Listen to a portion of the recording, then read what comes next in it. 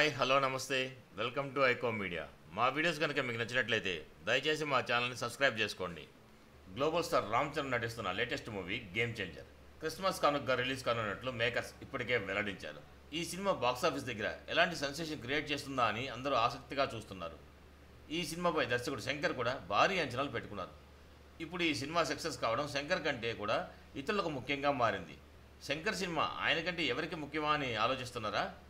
శంకర్ తెరకెక్కించిన game changer box office దగ్గర ఎలాంటి విజయం సాధిస్తుందని ఇండియన్ 2 మేకర్స్ చూస్తున్నారు.